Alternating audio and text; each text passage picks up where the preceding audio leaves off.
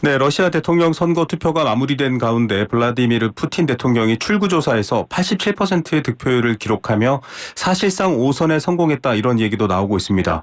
5선 굉장히 긴 시간인데요. 러시아를 둘러싼 여러 이야기들, 특히 우리와도 굉장히 가까운 나라이기 때문에 많은 것들을 좀 생각해 봐야 될 것 같습니다.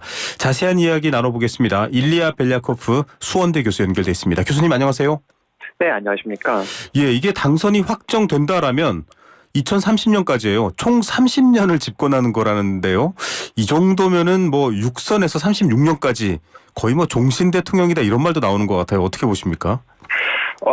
네, 이거는 뭐 2020년에 그 개헌 투표했을 때부터는 가능해지기 시작했던 부분이고요. 네. 그러니까 처음에 푸틴이 첫 임기라 두 번째 임기 했을 때는 절대 개헌을 안 하고 더 이상 이제 대통령을 안 하겠다고 얘기를 한 반면에 지금 개헌을 해서 하는 거 보니까 뭐 계속 종신 집권이라는 거랑 틀림없다고 우리가 분석할 수 있죠. 예. 교수님 궁금한 게요. 뭐 교수님은 이제 한국에서 대학교에서 학생들을 가르치는 입장이지만 러시아 분들, 평범한 러시아 국민들과도 많이 연락하거나 그 반응도 좀 아실 것 같아요. 이렇게까지 장기 집권하면 대부분의 러시아 국민들은 어떻게 받아들이고 계신지 궁금합니다. 이거는 일반화해서 모든 러시아 사람들이 똑같다는 생각을 갖고 있다고 얘기할 수가 없고요. 네네. 푸틴의 지지자들이 당연히 있는 반면에 반대하는 사람들도 있습니다. 근데 네. 이렇게 우리가 지금은 그저께 대선 결과를 가지고 실제로 사람들이 푸틴을 지지하냐 마냐 하는 게 사실은 무의미한 이유가 네네. 이 거의 대부분 조작이라고 보면 될 정도로 실제로 지지율을 나타나는 숫자가 아니에요, 이거는. 모든 국민들의 투표의 민의의 결과가 아니다 이렇게도 볼 수 있는 거다 이 말이죠. 당연하죠. 이거는 그러니까 뭐 지금은 예비 결과는 뭐 87%가 이렇게 나오는데 네네. 또 동네마다 보면 체첸 공화국 같은 경우는 지금 99%가 나와요. 맞아요. 네. 이거는 누가 봐도 실제로 그렇게 나올 수 없는, 그러니까 통계 자료로서도 그렇게 나올 수 없는 숫자이기 때문에 그렇죠. 당연히 네. 조작 가능성이 매우 높고, 네. 이거는 러시아 사람들이 뭐 지지한다, 뭐 응원한다라는 메시지가 절대 아니라고 좀 개인적으로 봅니다. 예, 사실 뭐 국내 언론에도 보도가 됐던 게 저도 좀 놀랐습니다만 투명한 아크릴 투표함을 봤어요. 예. 굉장히 네. 중요한 기본 원리지 않습니까? 비밀 투표. 그러니까 내가 어디를 누구를 찍는지를 안 보이게 하는 게 너무나 중요한데 뻥 뚫린 공간에 투명 기표함에 표를 넣더라고요. 지금 이런 것만 보더라도 뭐 여러 가지 또 다른 얘기가 있습니다만 이 선거라든지 투표 과정이 완전하게 뭐 믿을만하게 과학적이지 않다. 이건 조작의 의도가 충분하다 이렇게 볼 수 있다. 이런 건가요? 당연하죠. 이번에 이제 조작 방법들은 사실은 되게 여러 가지인데, 네네. 지금 언급하신 것처럼 이제 투표함에 이렇게 해놓은 이유가 사람들이 실제로 누구를 찍었는지 보기 위해서. 왜냐하면 지금도 러시아 인터넷을 보면 네. 그런 경우들이 엄청 많아요. 그러니까 누군가를 찍고 투표함에 이제 투표 용지를 넣었는데 그건 너 왜 이렇게 찍었냐, 꺼내서 다시 찍어라라는 그런 부분들이 엄청 많이 지금 돌고 있어요, 러시아 인터넷에서. 이거 현대 사회에서 상상도 할 수 없는 일인데요. 그러니까 그게 우리가 지금은 그 앵커님도 그렇고, 그러니까 민주주의식의 사고 방식을 갖고 계신 분이시기 때문에 네네. 그게 되게 중국의 그러니까 충격에 맞들이는 네. 그런 부분이라고 생각하실 수도 있지만, 사실은 러시아가 민주주의 국가 아니기 때문에 네. 거기에는 이제 실제로 사람들이 솔직하게 자기 마음을 표현하는 게 아니라 정보가 필요한 걸로, 필요한 그런 방향으로 투표해야 하는 그런 강제 분위기가 있기 때문에 네. 당연히 우리가 이거 민주주의 선거라고 볼 수가 없죠. 예, 참 상황을 우리의 기준으로 보면 이해할 수 없지만 그 안에 특수 상황 또 그 안에 국민들의 고통도 좀 궁금합니다. 이게 보통은 이렇게 생각하실 수도 있어요. 우크라이나와 전쟁 중인데 전쟁 중에 좀 집권당이 유리하잖아요. 어느 사회든. 그런 상황이어서 저런 거 아니야라고 하시는 분들도 있을 것 같은데요.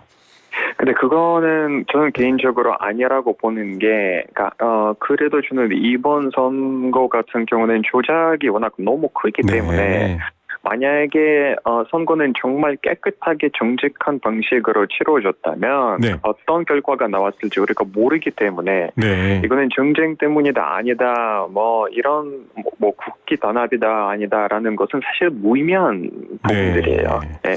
아예 뭐 민주주의 체제 자체가 무너져 있는데 거기서 어떤 이유, 외부 변수 이런 걸 따질 수 있는 상황일까라는 의문 그런 설명을 해주셨고요. 네. 선거 마지막 날에 낮 12시를 기점으로 세계 곳곳에서 이제 알렉세이 나발니를 추모하는 시위가 일어났습니다. 네. 좀 궁금한 게 석연찮아요, 죽음이. 멀쩡하던 사람이 갑자기 감옥 내에서 산책을 하다가 죽었다. 지금 이게 발표인데 네. 어떻습니까? 진상규명이 좀 더 나오고 있나요? 뭐 양심선언이랄까, 뭐 교도소 내 외부랄까 그런 게 가능한가요? 지금 어떤 상황입니까? 뭐 일단은 조사를 안 하고 있고요.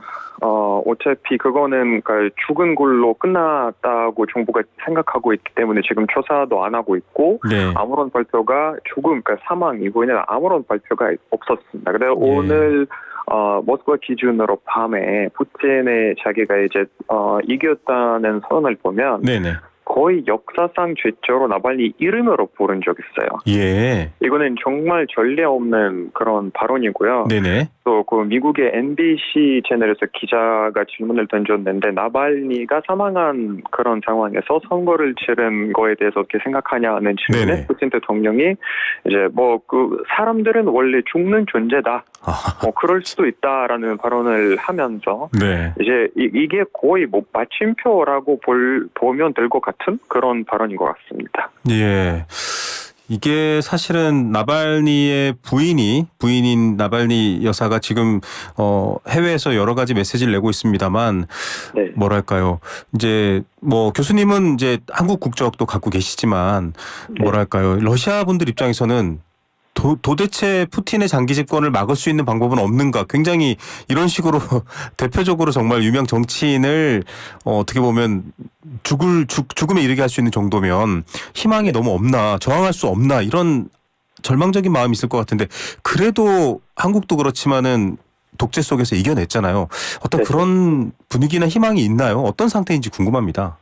그러니까 지금은 현재의 분위기의 얘기를 대해서 말하자면 아무런 희망이 보이진 않습니다. 네. 이거는 뭐 물론 이런 상황에서는 상황 자체가 어떤 방향으로 튈지는 우리가 예측할 수는 없지만, 네, 지금은 딱 있는 상황을 있는 그대로의 상황을 두고 보면 아무런 희망이 없어요. 네. 나발니 여사도 지금은 그나마 사람들이 뭔가에 절망에 빠져서 그나마 뭔가의 지도자 중에서도 어느 정도의 희망의 메시지를 낼 수 있는 사람으로 뭔가의 하나의 그런 상징적인 역할을 하고 있는 건데 사실상은 그만큼의 권력이나 뭐 힘을 갖고 있는 사람 아니기 때문에 조금 그런 부분에서는 떨어지는 부분이 있고요. 앞으로는 어떻게 될지는 모르겠지만 이제 우크라이나의 전쟁이 어떻게 끝나느냐에 따라 모든 것들이 많이 달라지고 있기 때문에 우리가 사실상 올해 중요한 대선은 지금이 이루어진 3월 러시아 대선이 아니라 미국에서는 11월 대선이에요. 그렇죠. 그래서 그거에 따라 이제 많은 것들이 바뀌기 때문에 그거는 지금 기대할 수밖에 없어요. 예, 뭐 러시아 푸틴 대통령과 난 잘 지낸다라고 한 트럼프가 이기게 될지 혹은 지금의 바이든 체제로 가게 될지 이것도 또 큰 변수긴 합니다. 앞으로 어떻게 보십니까? 이게 이렇게 30년 가까이 이제 뭐랄까요? 하나의 정권, 하나의 대통령이 주도하는 사회라면 그 사회 자체가 또 누적된 폐해도 상당히 클 텐데 러시아 정치 국제적으로 더 고립되는 거 아닌가요? 어떻게 봐야 됩니까? 지금도 많이 고립되어 있잖아요. 앞으로도 계속 그런 상황이 계속 이어질 거고 또 구소련 국가 중에서는 사례를 찾아보면 거의 대부분 구소련 국가들은 그렇습니다. 지금은 거기 뭐 우즈베키스탄이나 카자흐스탄 같은 경우에도 뭐 투르크메니스탄도 그렇지만 거의 대부분 뭐 25년, 30년 넘게 집권을 하고 있는 사람들이기 때문에 러시아도 역시 그쪽으로 지금 걸어가고 있고 앞으로는 우리가 그 블랙 스웬이라고 얘기를 하죠. 갑자기 뭔가가 큰 위협, 불연적인 그런 사건이 일어나지 않은 한 그냥 그대로인 러시아가 조금씩 경제나 사회적인 그런 부분들이 악화되는 그런 실태를 계속 보게 될 것 같습니다. 예, 뭐 민주주의를 지지하는 러시아 국민들 입장에서는 회색 코뿔소처럼 늘 있어왔던 건데 점점점 그 위협이 현실로 다가오는 거라면 이 푸틴을 종식시킬 수 있는 블랙스완은 또 어떤 것일지 그게 가능할지도 생각해 봐야 될 것 같습니다. 우크라이나 전쟁이 지금 좀 계속 장기화되고 있고 또 이 발칸 지방을 비롯한 그쪽 지방 전부 다 동유럽 쪽에도 지금 위기가 되고 있는데 궁금한 게 있습니다. 푸틴이 어쨌든 지금 조작 선거 형태로 또 여러 가지 민주주의적 원리가 작동되지 않는 상태로 어쨌든 장기 집권의 첫 초석을 다시 열었습니다. 그러면 우크라이나 전쟁이 더 거세진다라는 전망도 있고요. 푸틴도 퇴로 출구를 찾고 있는가 이런 얘기도 있습니다. 여러 언론 매체들도 보셨을 텐데요. 어떤 전망이 우세합니까? 일단 푸틴 입장에서 봤을 때는 우크라이나 전쟁이 안 끝났으면 좋겠다는 그런 상황이고요. 네. 계속 이런 식으로 질질 끌면 러시아에게 훨씬 더 유리해진다라는 것에 푸틴은 생각인 것 같고 네. 네, 이것도 우리가 다시 생각해봐야 하는 게 올해 미대선에서 누가 이기느냐에 따라 네. 상황이 많이 바뀔 수 있습니다. 만약에 바이든 정권이 유지가 된다면 이거는 장기화 지금보다 훨씬 또 이제 장기화할 우려가 있지만 네네. 트럼프가 만약에 다시 돌아오게 되면 이제 그 여러 가지 변수가 있을 수 있는 그런 여러 가지 시나리오가 가능한 걸로 보입니다. 예. 참, 이 전쟁이 평범한 국민들에게는 엄청난 고통인데요. 러시아 내에서도 이제 징집을 거부하거나 이런 반대 시위들이 좀 보도가 되다가 어느 순간에는 외신에도 잘 안 비춰집니다. 그러니까 정부의 정책이나 대통령에 반대하는 목소리를 제압하는 그런 방식이 어떻길래 이렇게 아예 순식간에 사라지나 싶기도 하거든요. 잘 한국 분들은 모르시니까요. 어떤 상황입니까? 이거는 아마 우리나라가 대한민국에서도 기성세대에 물어보시면 지금은 한 60대, 70대 그런 분들은 계시잖아요. 네네. 그분들에게 물어보시면 박정희 정권 때 어땠을지에 대해서 만약에 얘기를 들어보시면 네. 비슷한 부분들을 많이 찾게 될 거예요. 네. 그러니까 모든 반대 목소리는 탄압을 받고 있고 뭐 예를 들어서 러시아 국내에서 모든 진보 언론사의 전면 폐지라든가 또 그 목소리를 내는 블로거나 뭐 여러 인플루엔서 그런 사람들은 다 이제 감옥에 가 있거나 이민 가 있거나 네. 둘 중에 하나인데 그러니까 이런 식으로 계속 겁을 주고 있죠. 또 네. 정부에 항상 의존을 받고 있는 사람들이 있잖아요. 소위 네. 말해서 뭐 관료주의라든가 뭐 의사, 선생님들 뭐 등등등 뭐 정부가 실제로 돈을 지급해주는 그런 사회층인데 네. 거기는 엄청난 탄압을 받고 있기 때문에 뭐 해고급이라든가 퇴학, 퇴사, 뭐 강제 퇴사 뭐 이런 식으로 계속 압박을 하고 있기 때문에 이번에도 우리가 선거에서 그런 조치를 엄청 많이 받습니다. 예.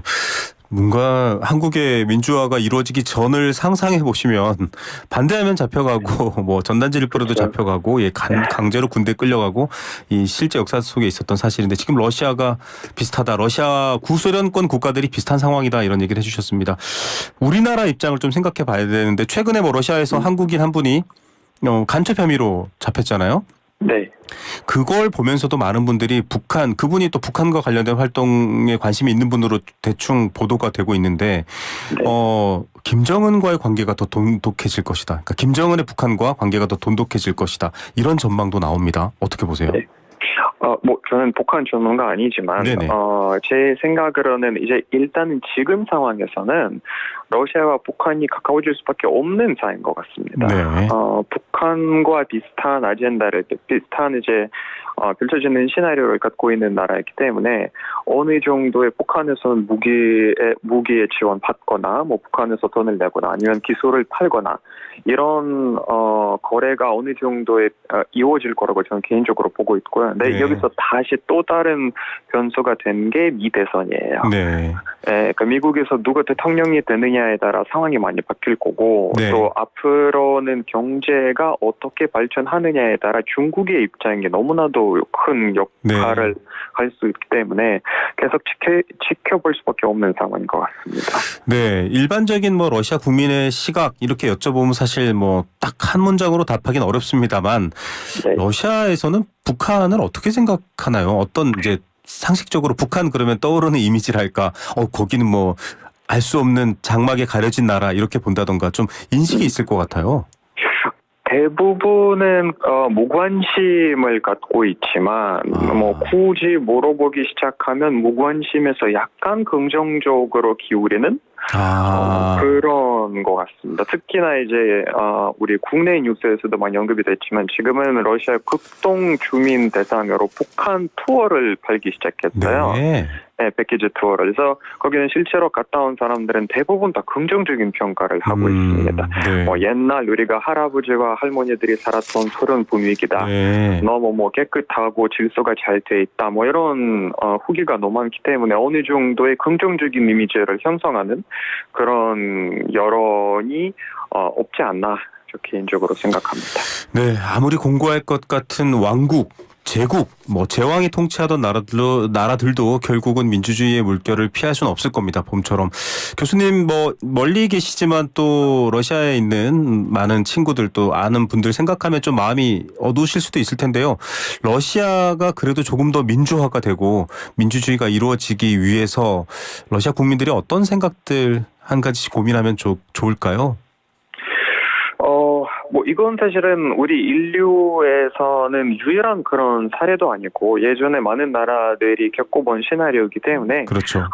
다른 나라에서 생긴 것처럼 러시아에서도 언젠가 뭐 혁명까지 아니더라도 어느 네. 정도의 민주화 운동이 일어날 것 같은 그런 개인적인 바람을 갖고 있고 네네. 또 제가 나발리 사망 이전까지만 해도 나발리가 뭔가 넬슨 만델레처럼 추록해서 다음 러시아 대통령이 되지 않을까라는 개인적인 바람이 있었는데 네네. 그거는 이제 아닌 걸로 나타났고, 네 그래도 언젠가는 한국도 뭐 1980년 이전까지만 해도 민주화 될 거라는 사람들이 아마 한 명도 없었을 그럼요. 거예요. 암울했죠. 그래도 끊임없이 저항했습니다만 암울했죠. 그렇죠. 예, 근데 언젠가는 문을 두드려 보면 그 문이 열린다는 말 있듯이 계속 이제 노력을 하면 되지 않을까. 이거는 네. 다른 지름길이 없는 것 같습니다. 지름길이 없다. 희망에도 지름길이 없죠. 어쨌든 희망하는 수밖에 없을 것 같습니다.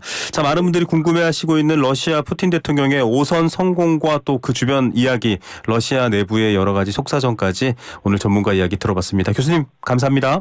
네, 감사합니다. 네, 수원대 일리아 벨리아코프 교수였습니다.